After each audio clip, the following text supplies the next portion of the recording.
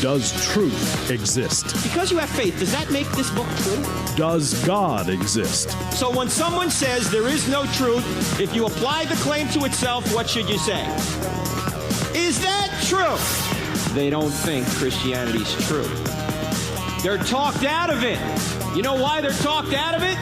Because they've never been talked into it. Cross-examining skeptical and atheistic views.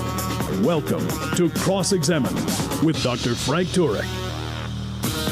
We are going to dive right into questions today, ladies and gentlemen. Two of them are on our program from a couple of weeks ago, the roots of riots, and actually there's some theological implications from the questions. And then we're going to get into some basic Q&A on some questions you've sent to me about theology, philosophy, apologetics. Let's start with Jeff. Jeff says this: I listen to you on AFR. I appreciate your work. On the broadcast I heard today, which was Saturday, January 9th, you said President Trump only called for protesters at the Capitol to be peaceful after the riots began. I have seen the video of President's speech earlier that day, and it shows him actually calling for peaceful protests in the context of the crowd going to the Capitol. Would you please clarify? Thanks, Jeff.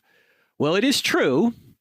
The president did use the term peacefully once in his speech at the Ellipse. He said, I know that everyone here will soon be marching over to the Capitol building to peacefully and patriotically make your voices heard, unquote. So he did say that. But to be fair, he also used some rather forceful language. You need to fight like blank. You know what I'm talking about. However, despite the initial reports, it now appears that nothing Trump said in that speech that day, either way, contributed to that terrible riot at the Capitol, because both CNN and the Washington Post, this story actually originated in the Washington Post, are now reporting that the FBI admitted the riot was planned before Trump's speech. They had advance warning to this. And so rioters also broke through the first barricade at 1 p.m., which was before Trump's speech ended. Now, what's the lesson in all this? We'll get into how this deals with Trump and impeachment and all that in just a minute. But this is a lesson that I've heard many times said. It goes like this. The first report is nearly always wrong. Not always wrong, but nearly always wrong. I'm reminded of the proverb. Proverb 18:17 says, the one who states his case first seems right until the other comes and examines him. I don't know if it was Churchill who said this, but somebody said, a lie gets halfway around the world before the truth has a chance to put his pants on. In other words, sometimes we have to wait for more information to come in. Now, I thought that 2 days was enough when I did that program. Actually, I think I did it on Friday, so it would be the 8th, and of course the event happened on the 6th. But it wasn't enough because not all the facts had come out to that point. And this is, by the way, this is the problem with news and social media. There's an expectation that you're supposed to have an informed opinion on something the second a story breaks. And if you don't say something, you're going to be accused of not caring. You've heard the phrases, right? Silence is violence and silence is compliance. That puts a lot of stress on people in this social media age. Most of the time, I don't have enough information to have an opinion. I don't know all the facts yet. And I don't think all the facts are even in on this yet. Things sometimes take time. It takes time to learn the facts. In fact, it takes hours for me to prepare to do this podcast. I don't just get on and start talking. I have to think about things. I have to gather facts. I have to figure out what's really true. And that's really hard in today's environment because you have so many sources and so much conflicting information. You don't know what to believe. Someone out there is accurately reporting the news. I just don't know who that is sometimes. I just don't know who's giving me the accurate report. It takes time. I remember after Dr. Geisler and I wrote the book, I Don't Have Enough Faith to Be an Atheist, back in 2004, someone asked me, how long did it take you to write that book? I said, 42 years. That's how old I was at the time. I mean, literally it didn't take me 42 years, but I had to have enough I had to have enough life experience to even be in a position to write that book. And of course, a lot of academic experience as well. It takes time. In fact, I'm learning new things all the time. I know you are as well. And getting all the facts takes time. I could still be wrong about much of what I believe. In fact, I probably am. You don't always have enough information, and you don't know what you don't know. There may be other facts out there I haven't discovered yet. But as it stands today, given the facts I know, here's what I believe. And there's a point where you have to make that call. You just can't keep gathering information forever. You can't live that way. You've got to use your own good judgment, and you've got to get as much data as you can and then make a decision. And let me just say something, Christians out there, and even non-Christians. You have a responsibility to be right, not fast, to speak the truth, not to speak in haste, or to be the first one in some kind of virtue signaling competition, because that's what people do. They're virtue signaling. As soon as something happens, they have an opinion on it, and they don't even know the facts yet. And they can't argue the facts. They just want a virtue signal. They want to throw a slogan out there. I love what Thomas Sowell said. I ran across a couple of great quotes researching for our TV show on Thomas Sowell. If you don't know who Thomas Sowell is, he is a 90-year-old economist that taught at a number of places. He actually was brought up in Harlem. His parents died when he was very young. And he's a brilliant economist, and he says some things, most things, very well. Here's what he said about our education system. He said one of the painful signs of years of dumbed down education is how many people are unable to make a coherent argument. They can vent their emotions, question other people's motives, make bold assertions, repeat slogans, anything except reason, unquote. That's so true, especially in the social media age. All right, you got 204 to make your case. I don't argue on Twitter. It's fruitless. It's ridiculous. There's not enough room there. You've got to make your case, and most people can't make a case. They can vent their emotions. They can question other people's motives. They can make bold assertions. They can repeat slogans, but they can't reason. And part of that is our fault for not teaching them how to reason in public school. So sometimes the first report, or let me put it another way, most of the times the first report is wrong in some way. I mean, that was even true of the resurrection, right? The first report for Mary was she thought he was the gardener, right? And when they went and told the disciples were like, come on, can't be true. You're just emotional. The first report is normally has some falsehoods in it. It's not completely true. So just that's true in battle. It's true now in reporting, and it's true when you try and virtue signal on social media. Now, with all this being said, regarding the fact that these riots appeared to be planned before Trump gave his speech, this does not exonerate Trump completely. He may still have helped set a condition before the speech, even though he wasn't the cause of the riot. For those of you who want this distinction in more detail, go back and listen to the Roots of Riots program. I drew a distinction between setting a condition and being the cause of something. There's a difference between a condition and a cause. A condition might be dry leaves. A cause might be a spark thrown on those dry leaves to create a fire, okay? You need the condition to have the fire, but the condition alone does not bring you the fire. Same thing is true when we're talking about riots. It might be that Trump, in some way, set a condition whereby riots were more likely, but he's not the cause of the riot. In fact, I said in the Roots of Riot show that Trump should have been saying over the past several months, the election irregularities may have resulted in a stolen election. Instead of, it has. I know it for sure. He didn't know that for sure.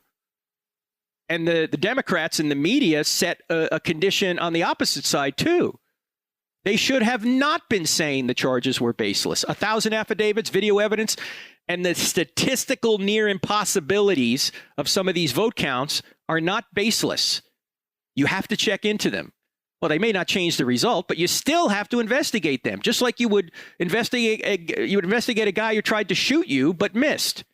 You don't fail to prosecute attempted murder and just say, well, the guy shot and missed, so let's not prosecute him. No. You got to do that. And as I said in the program, The Roots of Riots, most courts dismiss the case on technicalities, not on the evidence of cheating. Okay? So I have another question related to this, which we'll get to right after the break. You're listening to I Don't Have Enough Faith to Be an Atheist with Frank Turek on the American Family Radio Network. Our website is crossexamine.org. That's crossexamine with a D on the end of it.org. And by the way, a new course is starting with J. Warner Wallace, the cold case homicide detective. He's teaching cold case Christianity. It begins in February. Go to our website, crossexamine.org. Click on online courses. You'll see it there. And I'll see you in 2 minutes. Don't go anywhere. Friends, can you help me with something? Can you go up to iTunes or wherever you listen to this podcast and give us a 5-star review? Why? It will help more people see this podcast and therefore then hear it. So if you could help us out there, I'd greatly appreciate it. If you're looking for National Public Radio, you're low on the FM dial looking for that, go no further. We're actually going to tell you the truth here. You're listening to I Don't Have Enough Faith to Be an Atheist with Frank Turek on the American Family Radio Network. Our website, crossexamined.org. That's cross-examined with the D on the end of it, .org. And check out also our app. We have an app in the App Store, at least for now. It's called Cross-Examined, 2 words in the App Store. Well over 200,000 people have downloaded it and are using it. You can get this podcast, radio program. You can get our TV shows up there. By the way, we're on TV every Wednesday nights, 9 p.m. Eastern, 8 Central, 6 on the West Coast, of course, 7 in Mountain Time Zones. And it's I Don't Have Enough Faith to Be an Atheist. It's on the NRB Network, National Religious Broadcasters. It's also on Roku. And it's on the internet. If you go to our website, crossexamined.org, you can watch us streaming live there. So check out the show. Right now we're going through the book of Daniel on that program. Hey, my producer, Mark Oss, was just telling me before or during the break something about journalists. And so I want Mark to tell me what he just said. Mark, tell me what you just said during the break. All right. Well, Frank, I was saying in addition to the lack of gathering facts before reporting, the desire to be responsible journalists among journalists has been lost. In fact, the importance of objectivity has been lost. Yes. When I went to journalism school, that's what it was all about. The most important thing about a journalist is his objectivity. And where did you go to journalism school, Mark? Oh, well, Cal Poly, San Luis Obispo. It was an engineering school, but I went there for journalism. Wow. Well, that's a good insight. You know, in fact, I just saw a headline a couple days ago that the media has a approval rating extremely low. In fact, I think 58% of Americans do not trust the major media. I think that was the figure, high 50s.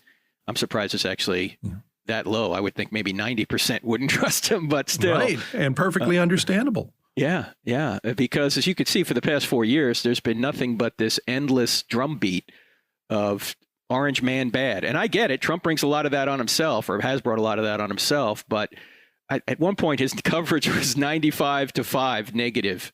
Now, look, Satan would get better coverage than 95-5. I mean, he did some good things policy-wise. There's certainly that.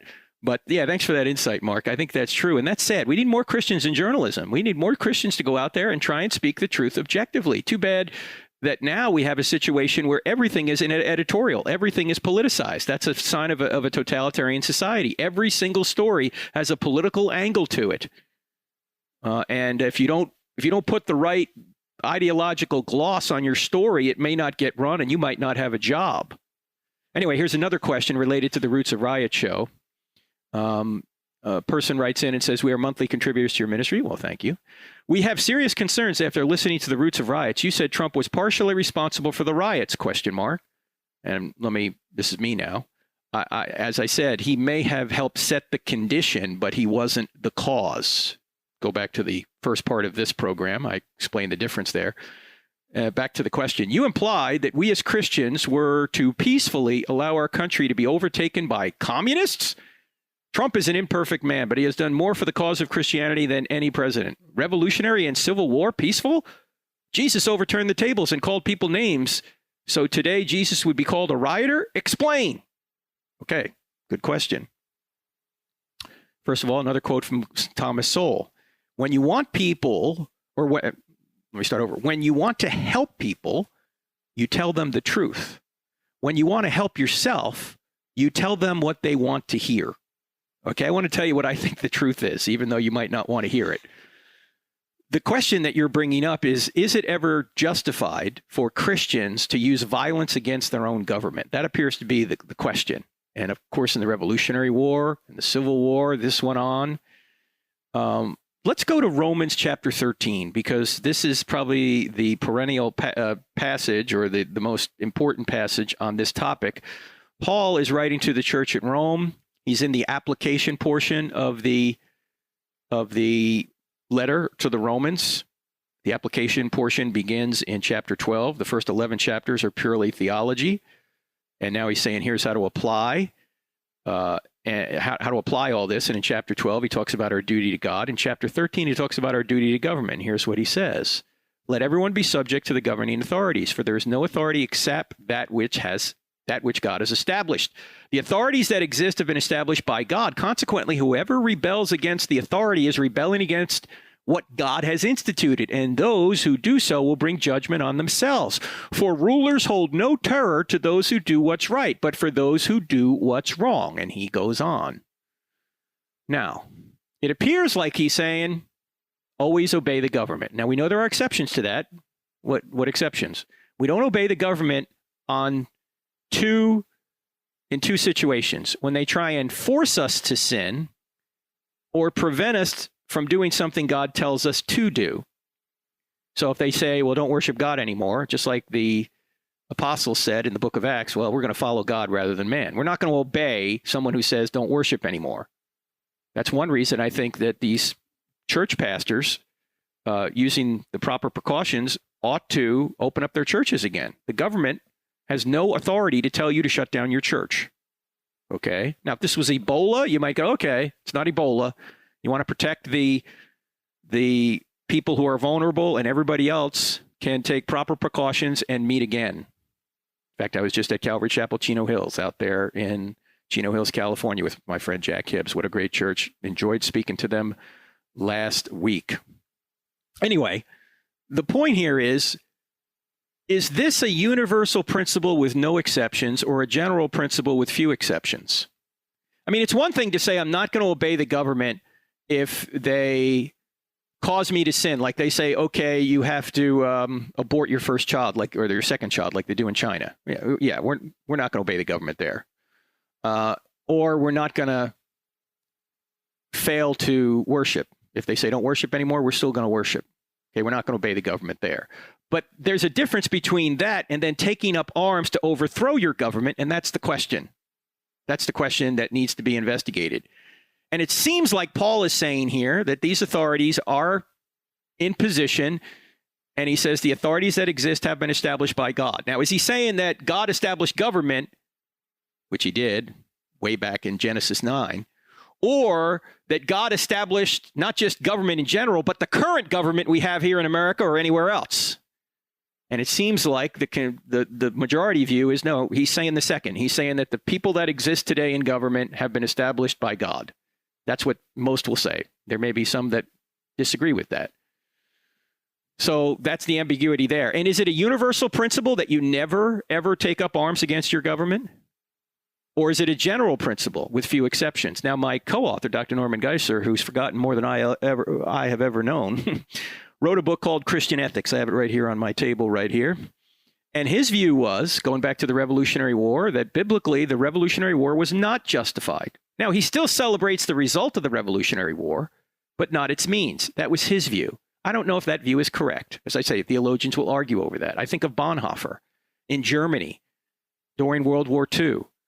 He was supposedly in a plot to take out Hitler, given what Hitler was doing. That's a hard question. When Bonhoeffer was asked, do we have the right to do that? He just said, follow your conscience. But let's just say, if you were to come down on the theological side that says, okay, in few situations, it might be justified.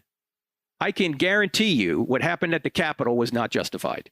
Okay? There's something out there known as just war theory. It is true that some wars are justified. And typically it's government versus government. It's not a group of rioters against their government. The Capitol riots are not justified. First of all, in just war theory, you have to have a reasonable chance of winning. And your goal is to reestablish peace. You don't take up military action where innocent people will die unless all other avenues have been exhausted. In other words, it's your last resort. Your cause is just, and you have a reasonable chance of winning. None of that was established in the riots. You say a cause is just. Sure, they stole the election. You don't know that.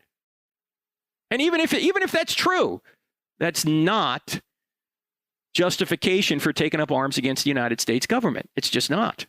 You don't have a reasonable chance of winning. And you haven't tried all other avenues. It's not a last resort. Now, you can argue if you were in Nazi Germany and you were Dietrich Bonhoeffer, Would you try and take out Hitler? As I say, Bonhoeffer didn't answer the question directly. He just said, you got to follow your conscience.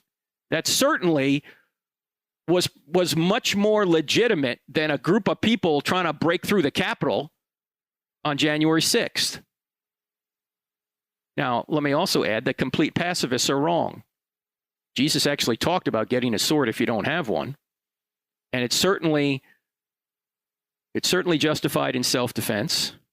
It's certainly justified to defend the innocent. For example, even before Israel was established, Abraham had a just war to go rescue Lot, innocent people. Okay?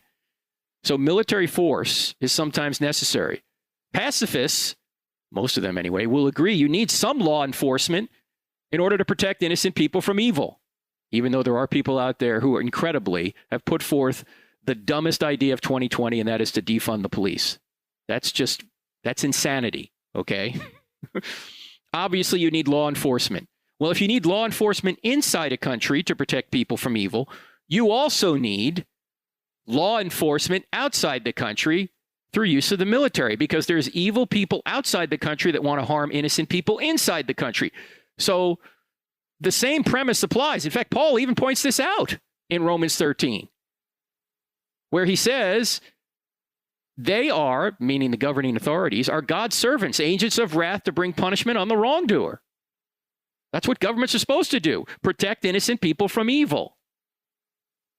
So pacifism is wrong, complete pacifism. You need law enforcement inside the country, and you need law enforcement outside the country in terms of a military to protect innocent people from evil. But trying to riot on the Capitol on January 6th was not a justified action by anybody's reading of just war theory or the Bible. Okay? Again, we can argue over when such force is necessary, but that incident met none of the just war theory criteria, which has a long tradition in Christianity. All right? Now, my friend Natasha Crane has written an article on, well, she's written a couple of good articles that you need to know about. One is called Disagreement Fatigue in 2020, and another is called Christians Shaming Christians Over Voting for Trump, 3 straw man arguments that need to stop. They're up there at natashacrane.com. I'll mention one of them and then get to some more of your questions right after the break, because I think a lot of us do have disagreement fatigue. You know, we just want to go, okay, Trump's gone. Maybe the temperature will lower. Can we just move forward? Can Christians move forward? We'll talk about it right after the break and get to some more of your questions. I'm Frank Turek. You're listening to I Don't Have Enough Faith to Be an Atheist with Frank Turek on the American Family Radio Network. Scheduled to be at Calvary Chapel, Lexington, South Carolina tomorrow. Well, actually today, Saturday, and tomorrow, Sunday. All of the details are on our website, crossexamine.org. Check it there. See you in 2 minutes. If you find value in the content of this podcast, don't forget to follow us on Instagram, Facebook, and Twitter.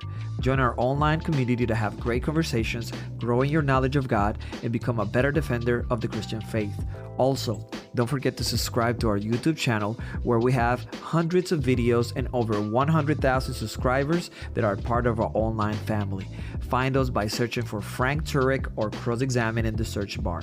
You can find many more resources like articles, online courses, free downloadable materials, event calendars, and more at crossexamined.org. We're talking about questions you've sent in, and we're finishing up with a question related to the Roots of Riots program a couple of weeks ago. And again, my producer, Mark Goss, and I were talking before or during the break. Mark, you had something to say about this attempt on the Capitol. Go ahead. Say what you said to me during the break. Well, I was just thinking, you know, if this actually was an attempt at taking over the government, it was pretty poorly done. And not that I'm trying to justify it in any way. It was wrong, and we agree on that. I agree with you totally on that. But let's face it, these people broke in and then they wandered around the Capitol building. They didn't have guns. They didn't have armor. They didn't have any organization, except for maybe, you know, a few people who organized it ahead of time, apparently. But the rest of them, I think, acted spontaneously. I'm not sure it was actually an attempt to take over the government. Yeah, there's some guy, some Army colonel, not Army, Air Force colonel or something, brought zip ties in there. Apparently that was the first report. I don't know if that's true. Like he wanted to zip tie people. But yeah, you're right. It wasn't well conceived. And as I said earlier, sometimes, most of the time, the first report is wrong, or at least it has some of the facts wrong. What we do know now, in addition, there were some Antifa in there. There were also Trump supporters in there. In fact, tragically, the former Air Force servant or Air Force veteran, the woman, she was a Trump supporter and she got killed. I don't know what's happened with that investigation to this point, but she was shot by apparently one of the guards there. So there were both Trump supporters and Antifa in there, and it was, when it was initially reported, it was just Trump supporters. But look, in any group, you're going to find people that are on the fringes. There's no question about it, on the right and on the left. Let me now talk about, thanks, Mark. Let me talk about this disagreement fatigue. One good thing about Trump being gone is there won't be as much conflict and public disagreement. I mean, there's relief even among some who supported Trump, right? Let's get back to some sense of normalcy. Now, why do you think there's probably going to be less public disagreement under Biden than Trump? Is it because the country suddenly now agrees on all the issues? No, obviously that can't be the case. No, the primary reason is that those reporting the major news will be in agreement with most of what Biden does. And it's obvious that Trump's caustic behavior certainly, in my view anyway, increased the temperature, the conflict in our country over the past 4 years. But the primary reason the country's divisions seem magnified under Trump is because the media and Trump's, what I would call deep state political opponents, magnified their disapproval over his election, his policies, and him personally for over 4 years. And I know, I'm like this too. Like, man, I'm just so tired of this stuff. You probably don't even want to hear it today on this podcast, but I'm responding to the questions that you sent in. We don't want to talk about this stuff anymore. We need a break from politics and the culture war. But as soon as you get complacent, ladies and gentlemen, evil is right there. Evil never rests. Now, let me be clear. I'm not saying Biden is evil. In fact, personally, I like Biden. I'm saying that some of his policies are.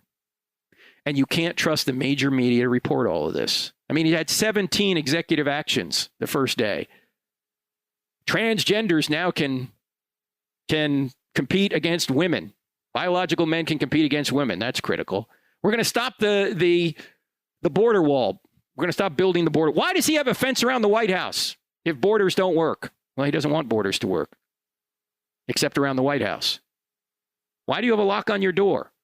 Everybody believes in borders. The only question is, where do you draw the line? And with terrorism, with coronavirus, you need borders. And in fact, I know people that work down at the border. A friend of mine is a border agent down in Tucson.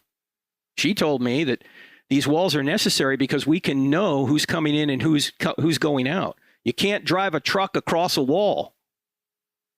It's very important.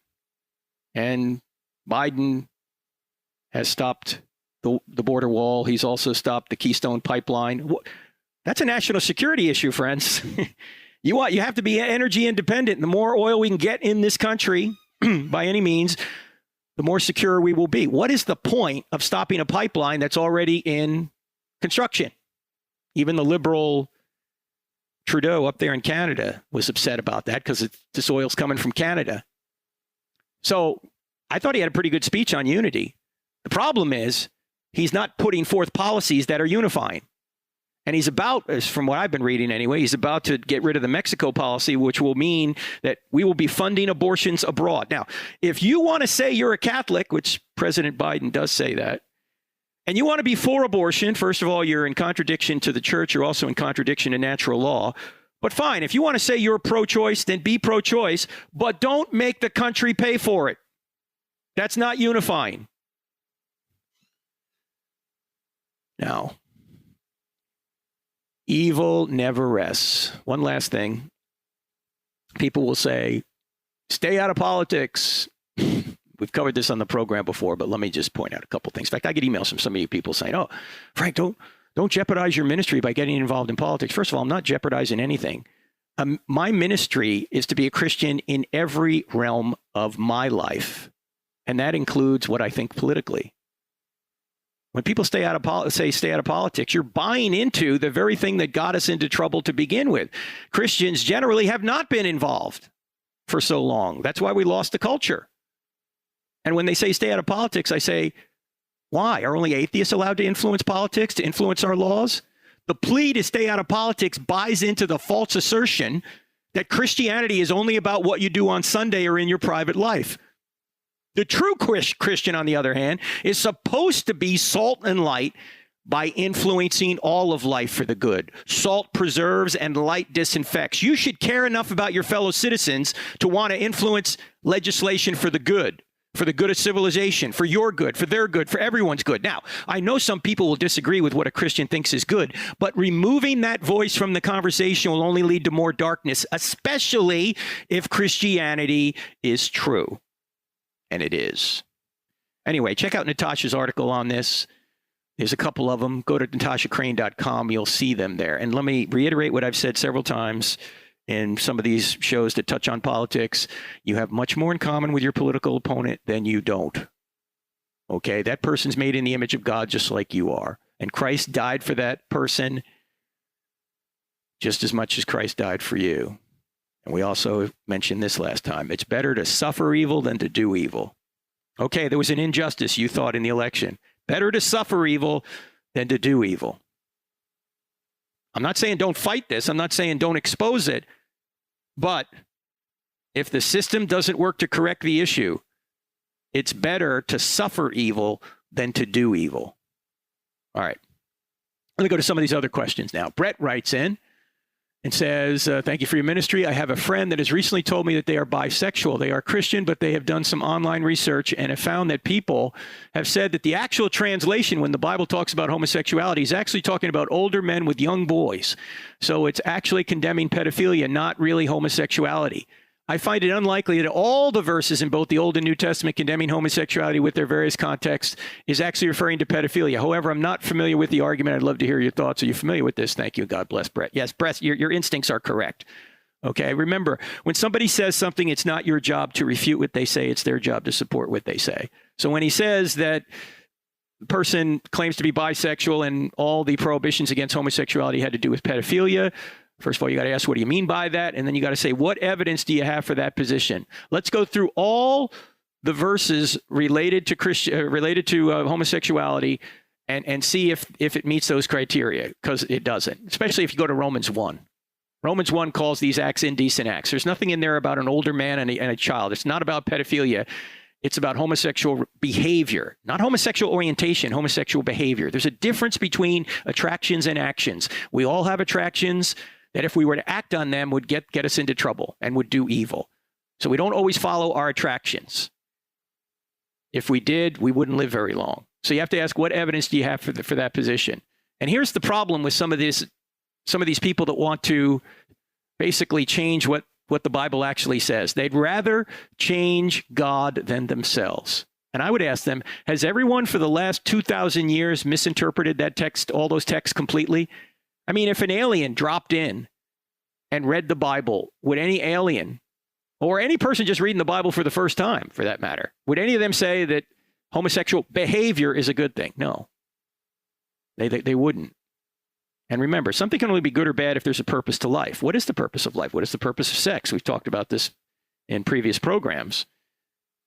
But of course, one of the essential purposes of sex is procreation, which is only done in a heterosexual manner. It's also to bind the man and the woman so they can bring up children. They can perpetuate and stabilize society. You can't say something's good or bad unless you know what the purpose is. If someone is claiming to be an atheist and yet say certain behaviors are good and other things are bad, they have no grounds by which to say that. They can't justify it. They can say it, they just can't justify it. Only if God exists can something be good or bad, because then only purpose can exist, and then only right or wrong actions can exist. It's like I've mentioned to you on this program before, how do you know your quarterback throwing a touchdown is better than your quarterback throwing an interception? Because you know the purpose of the game, right? Without the purpose of the game, there'd be no way to tell whether your quarterback throwing a touchdown is better than your quarterback throwing an interception. Same thing is true when it comes to actions in life. You can't tell whether something's good or bad unless you know what the overall purpose is. And there is no purpose unless God exists. By the way, we have a new video that came out this past week. It probably won't be on YouTube long. We sent it out in our email, and we send one email out a week with a video in it that if you want to get that email, that video, just go to crossexamine.org and click on subscribe. We don't share your email address with anybody else, but here's the title of the video we just sent out, and it's on our YouTube channel. What does the Bible say about homosexuality? Got 38,000 views in 2 days. People are interested in that topic, obviously. So it's there. It's about a 4-minute video, 3 or 4 minute video. You can see what I said there. You know, a lot of people will say, well, Jesus never claimed that homosexuality was bad. No, he did. He did. And he talked about the category of sexual immorality in Mark chapter 7, when he said it's not what goes into a man that makes him unclean, but what comes out of a man. Theft, sexual immorality, a number of other things.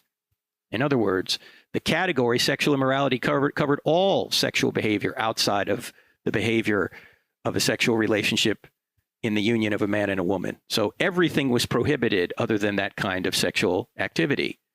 Rape, fornication, bestiality, homosexuality, whatever you want to call any of those sexual activities, adultery, that was all wrong in Jesus's day. So when he said that sexual immorality is what makes someone unclean, he's saying, even though he's not mentioning the word homosexuality or rape or fornication, it's included in the category. Just like when he said theft makes you unclean. That included felony home invasion, even though he never said that felony home invasion was a sin. The category of theft includes felony home invasion. And we have more of these questions right after the break. You're listening to I Don't Have Enough Faith to Be an Atheist with Frank Turek. Don't go anywhere. Back in 2. Friends, Frank Turek here. I Don't Have Enough Faith to Be an Atheist is a listener-supported radio program and podcast. So if you like what you hear here, would you consider donating to crossexamined.org? 100% of your donations go to ministry, 0% to buildings. We're completely virtual. So if you can help us out, we greatly appreciate it. Thank you so much.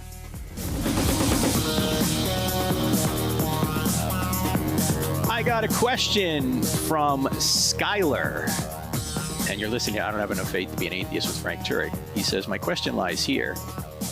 If we were sinless and living in a perfect world before, and we sin due to our free will, what is stopping that from happening once more in heaven? I mean, just because sin is removed doesn't mean our free will would be removed or our ability to sin again, correct? Good question, Skylar. You know, there is not a lot in the Bible about how Satan fell. I know people try and read between the lines of certain passages in Ezekiel and Isaiah and all that, but there's no straightforward description of the fall before the fall, that Satan fell. I think William Lane Craig has a good answer on this issue. He pointed out that there had to be what he would call some epistemic distance between Satan and God, or the angels that fell, and God. In other words, he had to give them enough distance so they could make a free choice as to whether to follow him or not. And I think there's going to be a difference when we get to heaven. I think we will see God for who he is. This is called the beatific vision. It's 1 John 3:2. We will know God for who he is. And while we will have free will, we need free will to love. We will never use our free will to disobey God, because we won't have anything that we lack in heaven. What causes us to sin now? Normally, sex, money, and power. Those are good things that we take shortcuts to get because we don't have them. Those are the things that cause us to sin, or set the condition, I should say, for sin. We won't have those conditions in heaven. We will be in the very presence of God, and all of our needs will be met. So there will be no need to sin. We will have free will, and yet we won't sin. Also, there is a difference between innocence and a state of redemption. I'm looking for a good way to explain this. I haven't found a really good way yet, but let's just take a scenario in business. If you're in business and a customer comes into your business and gets upset over something and leaves, that person might not come back. But if they come into your business and they get upset over something and you redeem the relationship, you go above and beyond the call of duty to fix what that person was upset with, correct the problem, and move forward, it turns out that that person is more loyal to your business than they ever would have been if they never had a problem. So the point here is that redemption can strengthen the relationship to a deeper level than just plain innocence. If the problem never had occurred, yeah, maybe the person would keep coming to your business. But if a problem occurs and you really mend the relationship and fix it, that relationship is stronger than before the problem occurred in most cases. And that's the difference between redemption and a state of innocence. Now, we don't sin so we can experience redemption. It's just since we've sinned, we will experience redemption if we accept it, and our relationship with the Lord will be deeper than if we had never sinned at all. And that's true in just everyday relationships we have with other people. To a certain extent, there may be exceptions, but a state of redemption is deeper than a state of innocence. And that's one of the reasons we have this life right now. We have to make a choice. Are we going to be redeemed or not? God has provided that source of redemption, that means of redemption to all of us, and it's free. All you need to do is accept it. And if you haven't done it yet, why wouldn't you? Okay, Clay writes from Columbus, Ohio. He's enjoying the YouTube channel and the podcast, and he says, the main question is that if God transcends time, he knows the beginning and the end and is unchangeable, how can our prayers work? One group points to some Old Testament examples of prayer seemingly changing God's mind or decision. Yeah, I think that's from Exodus, I want to say 33, 34, somewhere in there, where God or Moses seems to change God's mind. You know, God says, I'm going to wipe out Israel. And then Moses pleads with him and prays. And he says, okay, I will relent. Yeah, what's the deal with that? Clay goes on to say, well, the other group states that prayer is for us. It doesn't change the outcome of any situation because we can't change God's perfect mind, but ultimately makes us more aware or comfortable with his will. Any thoughts on this matter? Well, first of all, let me point out that the Bible is written from an observational perspective. Okay? When it says that God changed his mind, it appears to Moses that God changed his mind, but God always knew that Moses would pray and that would be the result of that prayer. So God didn't change, Moses changed. Moses prayed and God always knew he would pray, and therefore then God relented from judging Israel. You can use the illustration of riding a bike. If you're riding a bike into the wind, you say the wind is against me. What happens when you turn the bike around? You say now the wind is for me. Well, what changed, you or the wind? You changed. The wind hasn't changed. The wind's going in the same direction. Same thing is true with God. If you have faith, you have the wind at your back with God. If you're rejecting God, you have the wind in your face. You haven't changed, or I should say God hasn't changed, you've changed. God doesn't change. All right? Now, God always knows, obviously, what we're going to do, but that doesn't mean we have no free will. Because God knows you're going to pray doesn't mean your prayers have no effect. He always knew you would pray, which contributes to what he always knew would happen. I know that can give you intellectual constipation if you think about it long enough, but since God is outside of time, he already knows what you're going to do. You still have free will to do it, but he knows the free will that you're going to exercise. Since God is outside of time, he can see the end from the beginning. It's like if you were in a drone or you were in a helicopter above a city and you saw two cars driving between the buildings on a collision course. You can see that they're 10 feet away from hitting one another. They can't see one another yet. You can see it's going to happen. They can't see. Because you can see that they're going to collide with one another, are you causing the collision? No. Just because you know what's going to happen doesn't mean you're causing it. Same thing is true with God. He knows what's going to happen, but he's not directly causing it. Well, he is in a certain sense because he created this universe. He knew the end from the beginning when he created the universe. But we're still freely doing what we're doing down here. And as you know, with prayer, there's three answers: yes, no, or wait. God is an agent. He's not a machine. You don't do certain prayers, and these prayers are going to guarantee that this happens. No. God's an agent. God may have reasons for saying no or wait to your prayer. He can see the end from the beginning. You can't. I don't know about you. Think about this, but I am very happy that God did not answer many of the prayers I prayed as a younger person. I wouldn't be married to the person I'm married to now. How about you? And The woman I'm married to now is wonderful. So I thought I had a better plan than God. All right. Now, Patrick says, I'm from Winston-Salem, North Carolina. This is not far from where I am. I'm at Charlotte. This is a question that seems to be brought up often, and to my surprise, many Christians are divided on. America is already going downhill morally, and I'm afraid the decriminalization of marijuana will just add to America's moral decay. What are your thoughts? Yes, I agree. We've got plenty of intoxicants in our society. We don't need to add another.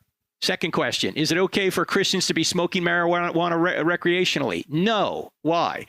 Well, you might have a glass of wine. Yeah, you can have a glass of wine. The Bible actually says that.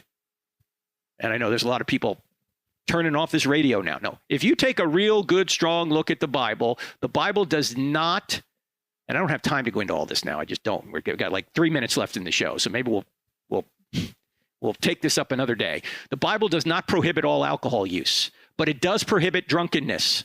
Obviously, it doesn't mention marijuana, but it's the same kind of thing. It's an intoxicant. Marijuana is an intoxicant. And the reason people smoke marijuana recreationally is to intoxicate themselves. People drink wine without intoxicating themselves. It may complement a meal.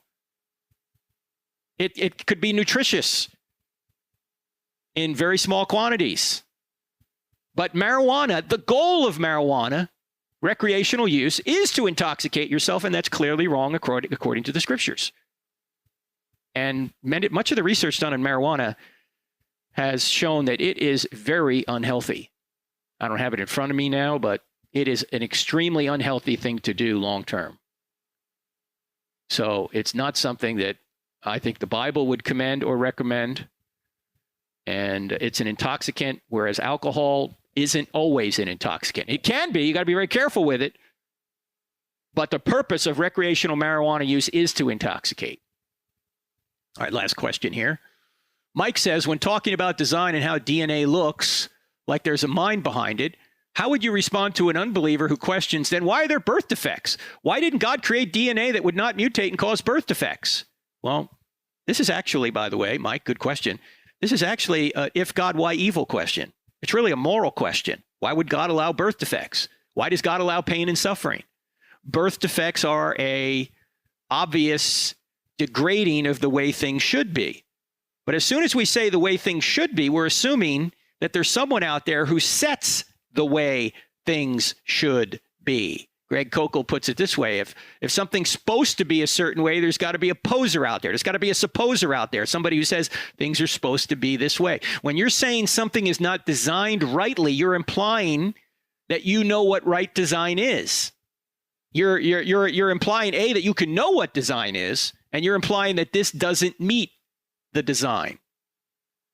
Look, if I type a term paper that's 10 pages and it's got typos in it, does that mean the term paper was not designed? No, it's still designed. It's still designed, even though it's got typos in it. See, bad design is not no design. And as soon as you say something isn't designed right or it's bad design, you're implying you know what it ought to be. And I deal with this in the book Stealing from God at a lot of detail here. In fact, here's what I say.